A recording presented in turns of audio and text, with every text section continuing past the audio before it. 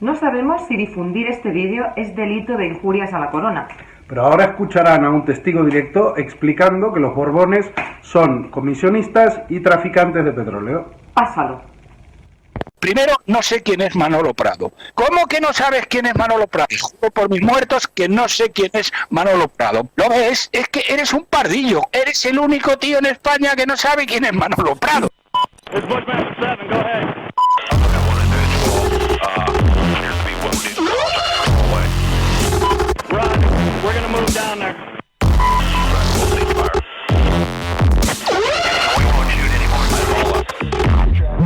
Come on, fire. Tiene armas de destrucción masiva. Para tragarse el discurso de Powell... ¿Lo ves? Es que eres un pardillo, pardillo.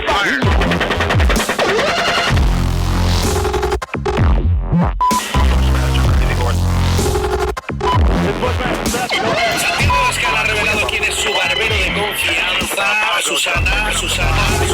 Estas son las caras de los 9 profesores. Come on, fire. Roger, engage. 1-8, engage. Clear. Roger, we have a black SUV, or Mongo truck, picking up the body. Request permission to engage. Clear. Coming around, clear. Roger. Clear. We're engaged. Hola, seguramente tú también eres un pardillo o pardilla y no tienes ni idea de quién es Manolo Prado. Pero no te preocupes, porque ahora lo vamos a solucionar. Manolo Prado, que en paz descanse, era el padre de este señor de la foto, que se llama Borja Prado. Una de las cosas que más le gustan a Borja es que la gente vea su foto, y nosotros queremos ayudarlo. Y para eso empezaremos explicando quién era Manolo Prado, su padre. Nos vamos a saltar la parte en que don Manolo Prado fue condenado a prisión por algunas fechorías económicas que ahora no vienen a cuento. Manolo Prado fue durante 20 años administrador privado de Juan Carlos de Borbón, el que le llevaba los asuntos de dinero al rey. El Borbón llegó al trono con una mano atrás y otra delante, y al cabo de unos años tenía una fortuna de 1.800 millones de euros. Manolo Prado era, sin duda, un buen administrador. Los grandes medios españoles nunca han investigado el origen de la fortuna del Borbón y los súbditos siempre nos hemos tenido que conformar con chismes protagonizados por jeques árabes y barriles de petróleo. Y por eso queremos compartir con vosotros un vídeo muy revelador. El protagonista del vídeo es Roberto Centeno. Tal vez os suena de haberlo visto en Antena 3 u otros lugares donde se le da voz a los defensores del franquismo. Pero en los años 70, Roberto era consejero delegado de CAMSA y Adolfo Suárez y su ministro de Hacienda, Francisco Fernández Ordóñez, le hicieron un encargo muy importante a Roberto. No es algo que me hayan contado, sino que yo he vivido en primera persona. A finales de los años 70, desde la segunda crisis del petróleo, me dio la responsabilidad el gobierno de Adolfo Suárez de buscar suministros para que no tuviéramos un corte de suministros de gasolinas en España. Una persona, Fernando Schwarz, un diplomático de la vieja escuela, me llamó por teléfono y me dice: oye, mira, Roberto, que me he enterado que tienes la responsabilidad de encontrar suministros para España. Yo tengo muy buenas relaciones con la familia Al-Sabah, que era la familia gobernante en Kuwait, y si te vienes, yo te voy a poder conseguir suministros directamente a través de la familia Al-Sabah. Me fui para Kuwait y, efectivamente, Fernando consiguió un primer cargamento de 150.000 toneladas de crudo de la Kuwait Petroleum Company, que era la compañía nacional kuwaití. Yo volví a Madrid, mi secretaria me dijo: tiene usted varias llamadas del señor Fernández Ordóñez, de quien dependía CAMSA. Yo era un subordinado suyo. Y yo pensé para mí, me va a felicitar y seguro que me va a dar un bonus impresionante. Total, que cojo, voy a ver a Paco, llego a su despacho y dice: Roberto, ¿pero qué has hecho? Me has buscado la ruina. Pero Paco, ¿qué me estás diciendo? ¿Pero cómo se te ocurre ir a Kuwait y contratar un cargamento de petróleo? Pues muy sencillo, porque el vicepresidente Fernando Abril me ha pedido y tenemos la obligación de encontrar suministros para España. Pero ¿cómo se te ocurre ir a Kuwait? No sabes la que has liado. Ha estado aquí, ¿cómo se llamaba? El hombre este del rey. Manolo Prado. Ha estado Manolo Prado. Me ha dicho que cómo se nos ocurre ir a Oriente Medio, porque Oriente Medio es terreno vedado. Y digo, pero vamos a ver, Paco, primero no sé quién es Manolo Prado. ¿Cómo que no sabes quién es Manolo Prado? Y dice, te juro por mis muertos que no sé quién es Manolo Prado, Paco. Y dice, ¿lo ves? Es que eres un pardillo. ¿Cómo no eres el único tío en España que no sabe quién es Manolo Prado? Dice, ni se te ocurra volver a Arabia Saudí o a los Emiratos del Golfo a por petróleo, porque ese terreno es de Manolo Prado. Me fui a ver a Fernando Abril, le conté la historia y Fernando Abril se descojonaba de risa. La verdad, Roberto, es que eres un pardillo. ¿Qué pasaba? Que todos los suministros de España, con comisiones impresionantes, los hacía Manolo Prado en nombre del rey. ¿Y quién se llevaba las comisiones? El rey. Pero vamos a ver, Fernando, yo he conseguido un barco sin ningún tipo de comisión y los que están viniendo de Arabia Saudí tienen unas comisiones impresionantes. Y me dice Fernando, vamos a ver, Roberto, ¿las comisiones esas las pagas tú? Pues entonces olvídate del tema. Claro. ¿Qué te parece? Pues ya está, ya conocéis a Manolo Prado y además ya podemos intuir de dónde salió la fortuna de Juan Carlos de Borbón. Parece que la hemos pagado entre todos durante 40 años cada vez que íbamos a una gasolinera. Nos hemos ido por las ramas y nos hemos dejado a Borja por el camino. Borja, como buen hijo, siguió la tradición familiar y se dedicó también en cuerpo y alma a suministrar energía a España y a los españoles, esta vez en el campo de la electricidad. En 2015, Borja Prado era presidente de Endesa y, como decíamos al principio, le gustaba salir en todos los medios de comunicación. En su libro El director, el exdirector del diario El Mundo, David Jiménez, nos explica una anécdota muy divertida sobre Borja. Borja Prado, el presidente de Endesa, llamaba para pedir ser incluido en Vox Populi, la sección de la página de opinión en la que sacábamos una foto tamaño carnet de personajes del día, con una flecha para arriba o abajo y un comentario elogioso o crítico sobre algo que hubieran hecho. Borja quería una flecha para arriba en el diario El Mundo. David Jiménez explica que cuando Borja llamó pidiendo su flecha, pensó: me costaba entender que alguien que ganaba una fortuna y dirigía una multinacional con miles de empleados le diera importancia a aquel pedacito de papel de periódico. Pero no era mi trabajo resolver los misterios insondables del ego humano. Después de leer lo que explica David Jiménez, decidimos hacer una pequeña investigación. Hemos ido a la hemeroteca del Periódico de Cataluña y hemos mirado las estrellitas de los 3 primeros meses de 2014 y, sorpresa, nuestro Borja no tenía una, sino 2 estrellitas, obviamente verdes. La primera llegó el 27 de febrero. Se la dieron porque, aunque su empresa había ganado un 8% menos que en 2013, la culpa no era de Borja, sino de la reforma energética gubernamental. La otra estrellita verde llegó el 13 de marzo, porque Borja le había pedido al gobierno más estabilidad reguladora. Como se puede ver, los méritos de Borja básicamente son impresionar gobiernos para que su empresa, Endesa, siga teniendo beneficios millonarios. De tal palo, tal astilla. En 2019, Borja dejó de ser presidente de Endesa y, a pesar de la pobreza energética que padecen millones de personas, recibió 13 millones de euros de indemnización. Si nuestros abuelos y padres tuvieron que pagar los mordiscos de Manolo Prado a pie de gasolinera, a nosotros nos toca pagar el sueldo millonario de su hijo Borja en la factura de la luz. En nuestro repaso a las estrellitas y semáforos de La Vanguardia y El Periódico, en solo 3 meses encontramos 4 veces a los jefes de Abertis, 3 veces a Fainé de la Caixa, 3 veces al agente de gas natural, 2 veces al presidente de Bankia, 2 veces al del Banco de Sabadell, 2 veces a César Alierta de Telefónica, 2 veces a los jefes del Corte Inglés, del Mercadona y 2 veces a los mandamases de Repsol y el Santander, Ferrovial, Agbar, Bankinter, Acciona, Iberia y, cómo no, nuestro amigo de Zara, Amancio Ortega, una vez cada uno, y esto en solo 3 meses. Estos diarios son los que nos informan cada día sobre política y economía. El 90% de la gente no tiene ni idea de lo que acabamos de explicar. Pero si nosotras nos organizamos, podemos hacer que la información que ellos quieren esconder corra por millones de teléfonos móviles. Por eso te pedimos que compartas este vídeo con todos los medios que tengas a tu alcance. Y además, estaremos ayudando a Borja Prado a conseguir lo que más le gusta, que todo el mundo sepa quién es. Bushmaster, Crazy Horse. It's Bushmaster 7, go ahead. Hola, bienvenidas al segundo capítulo de la serie Octubre.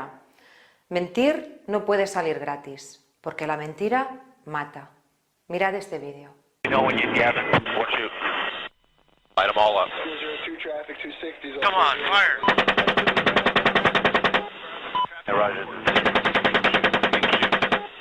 Keep shooting. Keep shooting. Bushmaster 2-6. Yeah, we got two birds. We're still firing. Roger. Got him. 6 is a 2-6. We'll move, but we got Oh, I'm sorry. Acabamos de ver cómo un helicóptero estadounidense ametralla, entre otros, a Said Cham y Namir Noor. Los dos trabajaban para la agencia de noticias Reuters. Namir murió en el acto y Said quedó malherido. Ahora veamos qué pasó cuando un hombre que llevaba a sus hijos a la escuela se detuvo para socorrer a Said y llevarlo a un hospital. Aviso, en la furgoneta iban los dos hijos pequeños del conductor. Bushmaster, Crazy Horse. It's Bushmaster 7, go ahead.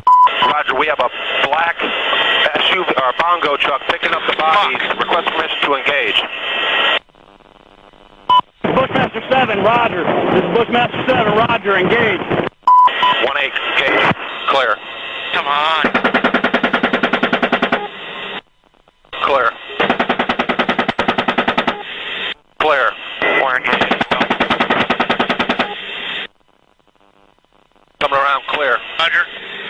Trying to, Esto pasó en 2007, durante la guerra de Irak, pero uno de los primeros periodistas víctimas de esa guerra no cayó por disparos desde un helicóptero, sino por una llamada desde la Moncloa. Este es Ricardo Ortega, corresponsal de Antena 3 en Nueva York. El 5 de febrero de 2003, Ortega entra en directo al telediario del mediodía. Hacía pocos minutos que el secretario de Estado de Estados Unidos, Colin Powell, había comparecido ante la ONU para presentar las pruebas de la existencia de armas de destrucción masiva en Irak y defender la necesidad de empezar la guerra. Esa era la posición que en España defendía con uñas y dientes José María Aznar. Pero Ortega hizo su trabajo y explicó con claridad lo que acababa de ver en la ONU. Los periodistas llaman a estas conexiones en directo entradillas. Hay quien dice que esta que vais a ver ahora es la madre de todas las entradillas. Pésima coreografía, hay que ser un experto, tener mucha imaginación para interpretar las fotografías y grabaciones que ha compartido aquí el secretario Powell. Dos ideas, Saddam miente y Saddam es amigo de Osama. Para tragarse el discurso de Powell hay que creerse también tres axiomas. La CIA es infalible, la CIA jamás ha manipulado o fabricado pruebas y los equipos de inspectores de Naciones Unidas son poco menos que ingenuos e incompetentes. No hay duda de que Saddam Hussein adquirió armas de destrucción masiva en la década de los 80. No hay duda de que las adquirió en países occidentales. Lo que no ha revelado el señor Powell es la lista de empresas norteamericanas que ayudaron a Saddam a dotarse de su arsenal de armas de destrucción masiva. Ortega hace dos cosas muy valientes. La primera, desmontar la excusa de la guerra. Están mintiendo, nos dice. Más concretamente, Aznar os está mintiendo. La segunda, Ricardo Ortega nos dice que si en el pasado Saddam Hussein tuvo armas de destrucción masiva fue porque Estados Unidos se las vendió. Pero como veremos después, en la España de Aznar, decir la verdad podía salir muy caro. 4 días después de la entradilla de Ortega, Aznar ofrecía una entrevista y decía: El régimen iraquí tiene armas de destrucción masiva. ¿Eso usted está seguro? Puede estar usted seguro, y pueden estar seguros todas las personas que nos ven, que les estoy diciendo la verdad. 2 días después, más de 30 millones de personas en todo el mundo salían a las calles para exigir que se parara la guerra. Fue la manifestación más grande de la historia y las calles de las ciudades españolas también se llenaron de millones de personas.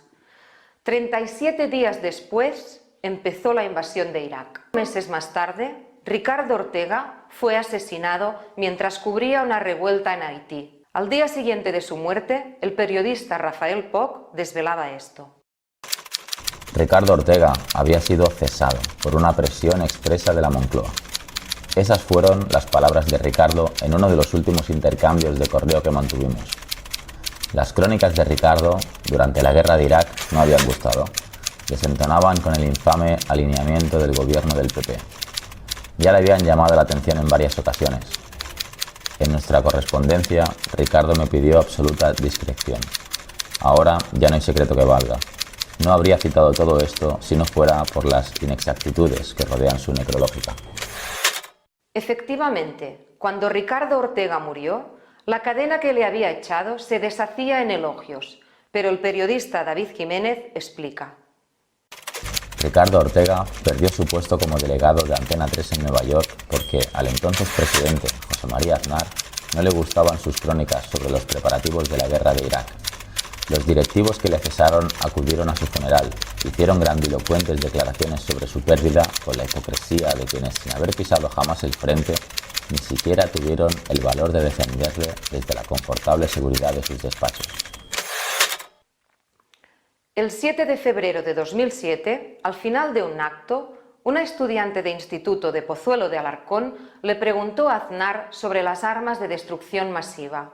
El mundo pensaba que en Irak había armas de destrucción masiva y no había armas de destrucción masiva. Eso lo sabe todo el mundo y yo también lo sé. Ahora. Yo lo sé ahora. Tengo el problema de no haber sido tan listo, de haberlo sabido antes. Dice Aznar que tiene el problema de no haber sido tan listo para haberlo sabido antes. Si hubiera escuchado a Ricardo Ortega, lo hubiera sabido. En vez de eso, dio órdenes para que lo echaran de Antena 3. Continúa Rafael Poch. Ricardo informó, dentro de lo posible, de las mentiras de Bush, que eran las de nuestro Aznar, y por eso acabó siendo cesado y degradado por Antena 3. En cualquier país anglosajón, esa situación habría producido escándalo. En España se asume como normal. Su evolución desde periodista estrella de su canal a castigado fue muy lógica, teniendo en cuenta en manos de quién están nuestros medios de comunicación. El periodista Enric González escribe: Ricardo murió porque había ido a Haití en un momento de conflicto. Murió porque Antena 3 lo enviaba a Madrid y él quería seguir en Nueva York. Murió porque sus crónicas desde Estados Unidos durante la guerra de Irak no gustaron al gobierno español de entonces. El 90% de la gente no tiene ni idea de lo que acabamos de explicar. Creemos que los protagonistas de esta historia merecen que dediquemos unos minutos a difundirla. Por eso te pedimos que compartas este vídeo con todos los medios que tengas a tu alcance. Mentir no les va a salir gratis. Mañana a las 7 de la mañana, tercer capítulo.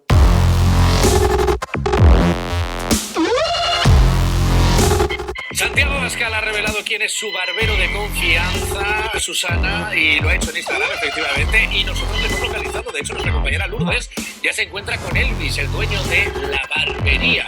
¿Qué tal, Lourdes? Bueno, cuéntanos, ¿estás ahí con Elvis?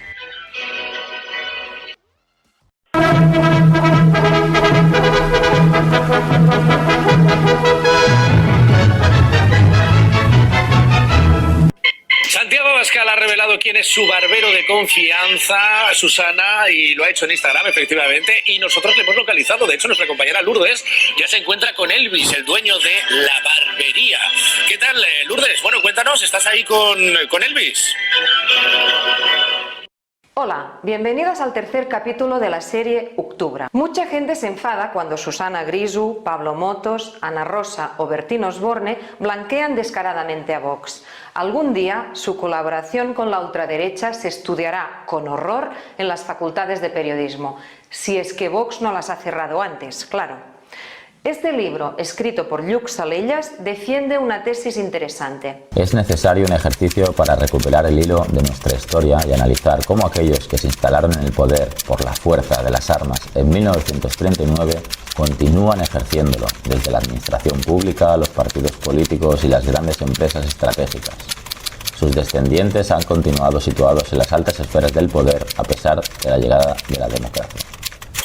Los que se instalaron en el poder por la fuerza de las armas y sus herederos también siguen al frente del poder mediático. La responsabilidad de Susana Griso, Pablo Motos, Ana Rosa Quintana y Bertín Osborne es mucha, pero no nos podemos quedar aquí. Ellos son empleados muy bien pagados que ejecutan unas órdenes dictadas en despachos que están muy por encima de ellos. ¿Quién hay en esos despachos? Mucha gente sabe que Antena 3 y La Sexta son propiedad del Grupo Planeta.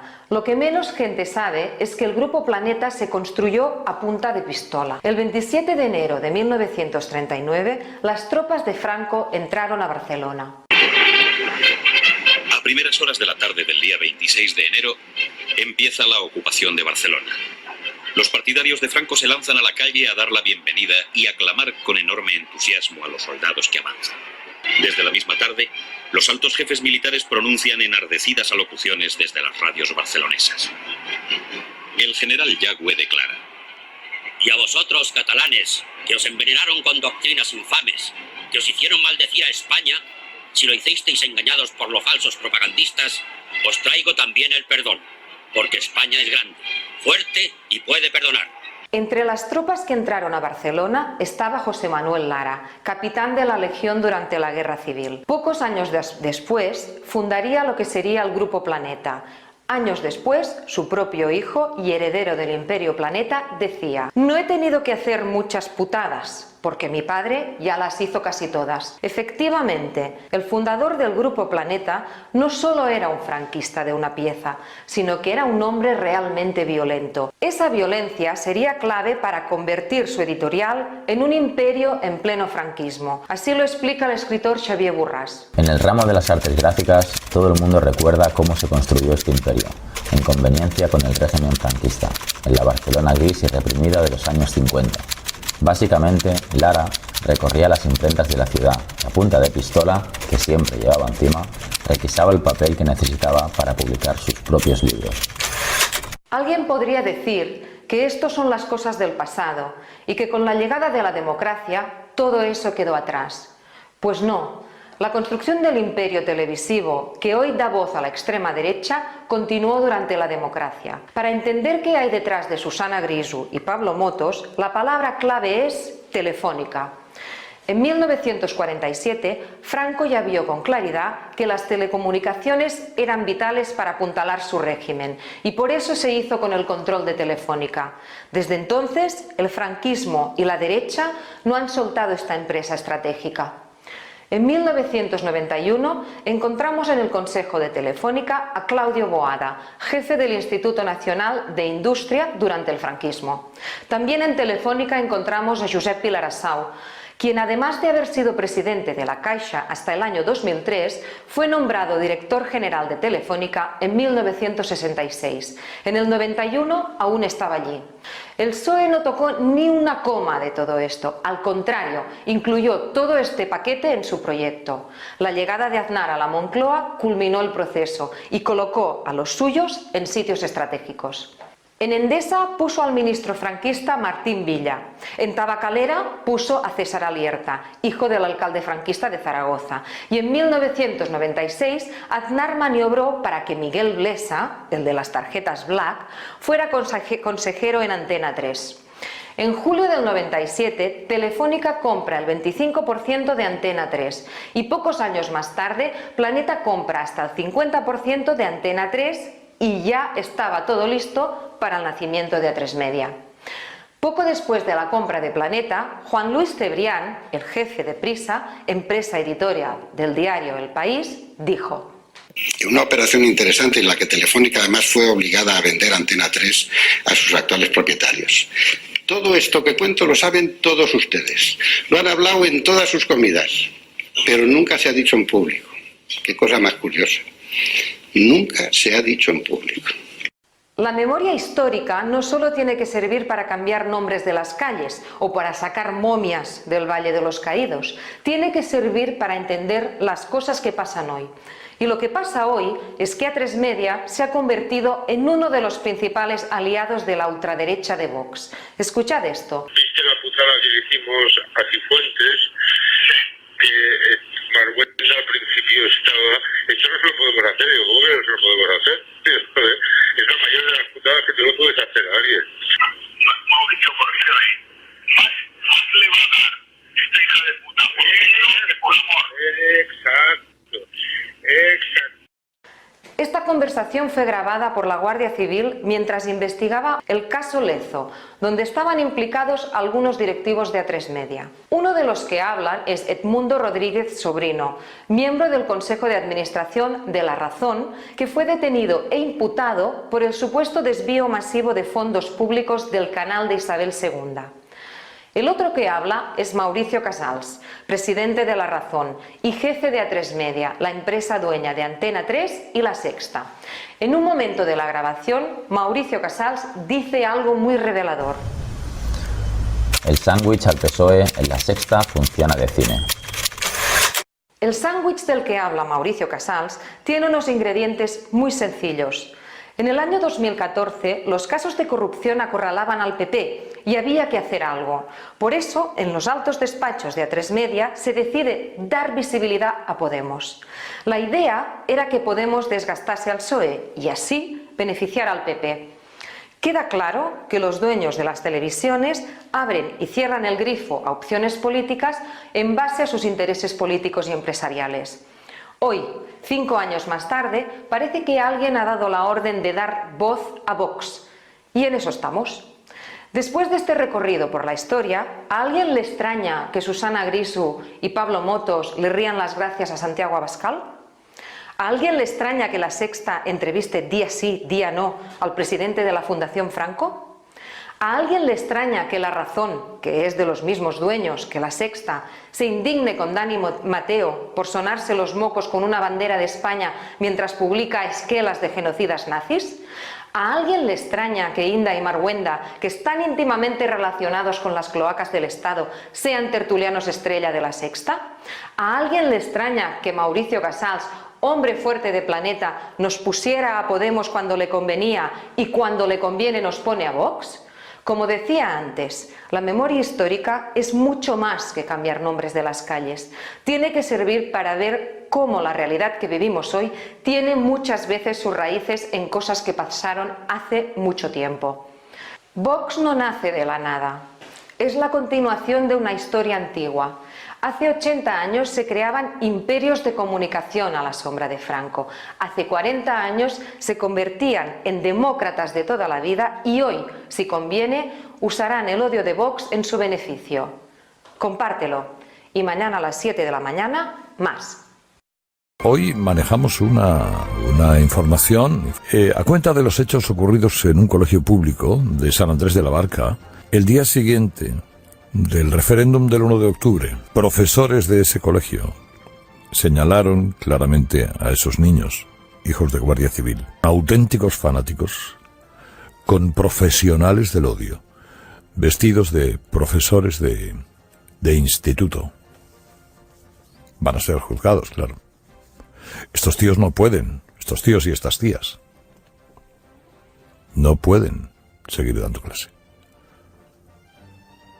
No es posible que la educación le esté confiada a unos tipos infames de conductas delictivas que atentan contra los derechos fundamentales de los niños, que son profesionales del odio. Si estos tíos y estas tías pueden seguir dando clase.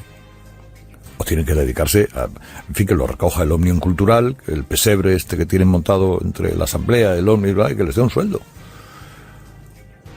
Pero no pueden seguir atentando contra los derechos de los niños.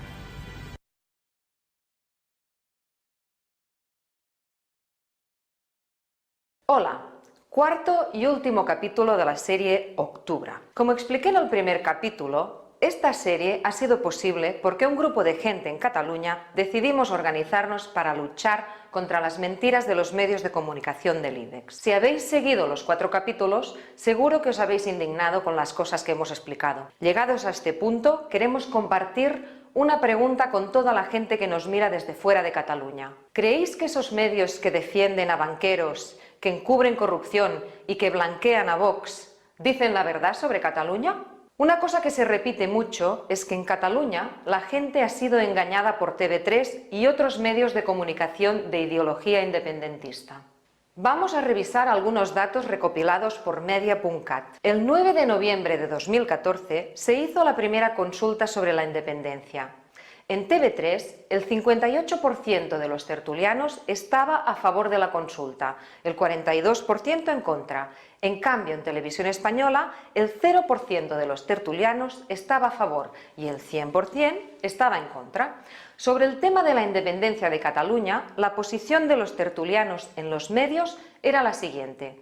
En TV3, el 54% de los tertulianos estaba a favor de la independencia, el 48% no.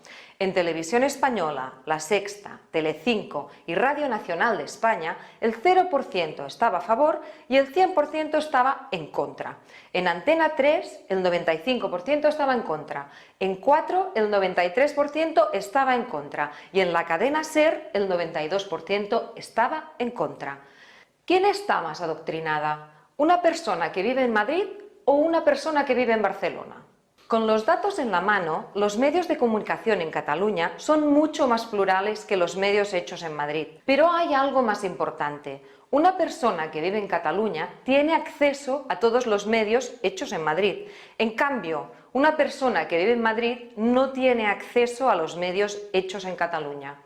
En octubre de 2017, el diario El País despidió a su columnista John Carlin por escribir un artículo en el diario The Times donde criticaba el discurso del rey el 3 de octubre. Después de haber colaborado durante 33 años con El País, el historiador Joan B. Culla dejó su columna después de que censuraran un artículo criticando la tarea de la policía española. El profesor de Ciencia Política de la UB, Jordi Matas, también fue despedido del País por escribir un artículo sobre la desobediencia civil. Al día siguiente del referéndum del 1 de octubre, los trabajadores de Radio Televisión Española hicieron este comunicado. Los trabajadores de Televisión Española Cataluña rechazamos de forma rotunda el tratamiento informativo del 1 de octubre en Televisión Española. Denunciamos la manipulación indigna y la censura de los acontecimientos de la jornada del 1 de octubre en Cataluña. Durante todo el día se impidió que la redacción de Sant Cugat editara las informaciones relacionadas con la jornada, en especial las relacionadas con las cargas policiales. Incluso las conexiones en directo se presionó para que no se hablara de cargas policiales y se minimizara la acción de la Guardia Civil y la Policía Nacional. Estos días, en todos los rincones de España, mucha gente se horroriza con la persecución de Vox hacia profesores de las escuelas públicas. Nosotros queremos proteger a los niños, por ejemplo, de los contenidos sexuales. Pues la puerta de esta persecución se abrió en Cataluña. En unas escuelas públicas se está adoctrinando a los niños en el odio a España. El 9 de abril de 2018, el periodista Javier Negre publicó una pieza titulada Los 9 maestros catalanes de la infamia, acompañado de las fotos, nombres y apellidos de 9 profesores que, supuestamente, habían humillado a alumnos hijos de guardias civiles después de las cargas policiales del 1 de octubre. En la pieza se podía leer: ¿Quiénes son y cómo se comportaron los profesores de un colegio catalán que se dirigieron en tono despectivo y humillante a los hijos de guardias civiles que tenían como alumnos tras el 1 de octubre?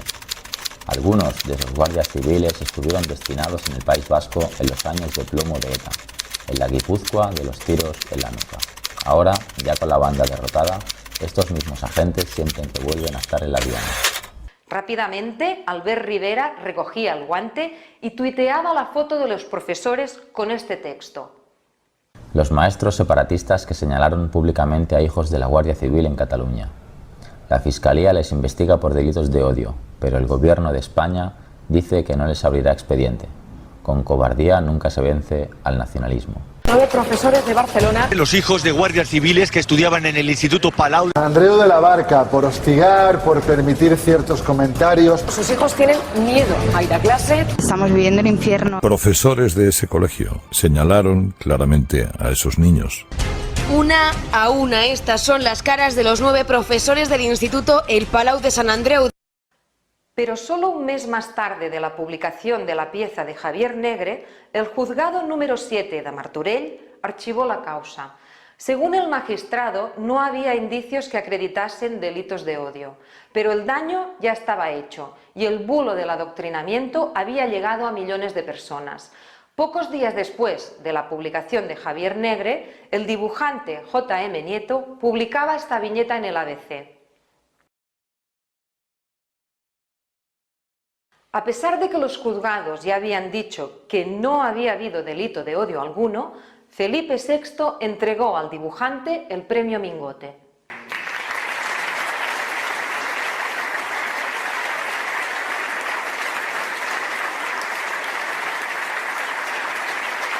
Todas las mentiras publicadas sobre Cataluña han sido usadas por la ultraderecha para ganar millones de votos. Cuando se criminaliza a los profesores catalanes con mentiras y no pasa nada, cualquier profesor será criminalizado. Cuando se mete 9 años en la cárcel a alguien como Jordi Cuixart por hacer una manifestación y no pasa nada, cualquiera puede ir a la cárcel. Cuando se llama terroristas a los CDR sin ninguna prueba y no pasa nada, todos podemos ser terroristas. Todo lo que os hemos contado a lo largo de estos 4 capítulos es desolador. Pero nosotros no estamos desolados. Creemos que podemos luchar contra la industria de la mentira y por eso creamos Uctubra, porque estamos convencidos de que si nos organizamos podemos plantar cara. Los medios del IBEX se están desplomando. En 2007, el diario El País vendía 435.000 ejemplares diarios. En 2017, solo 175.000. El Mundo vendía 336.000 en 2007. Hoy, 97.000. La Vanguardia ha pasado de 213.000 ejemplares a 105.000 y el periódico de 174.000 a 72.000. La gente joven se está desenganchando de la maquinaria de la manipulación. El 80% de los menores de 25 años no miran la televisión. Según un estudio de Reuters, los medios españoles son los menos creíbles de Europa y solo el 34% de la población confía en ellos. La prensa del IBEX oculta estos datos y lo hace justamente para que no veamos que están más débiles que nunca. Hoy empieza a andar Uctubra.cat. Te pedimos que le des un vistazo al proyecto, que nos sigas en las redes y si lo ves interesante, colabores con él. Si colaboras con Uctubra, estaremos muy contentos, pero estaremos igual de contentos si colaboras con cualquier de los muchos proyectos de periodismo libre que existen en todo el Estado. Hoy, mientras Florentino, Endesa y la banca invierten grandes cantidades de dinero en imponer sus intereses, muchos periodistas están trabajando para romper el muro de la mentira. No los dejes solos, ayúdalos, implícate. No hay nada que les dé más miedo que la gente organizada.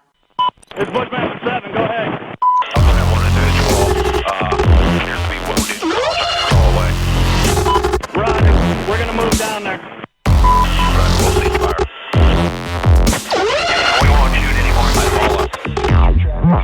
Come on, fire. Tiene armas de destrucción masiva. Para tragarse el discurso de Powell... No es que eres un pardillo, pardillo, pardillo.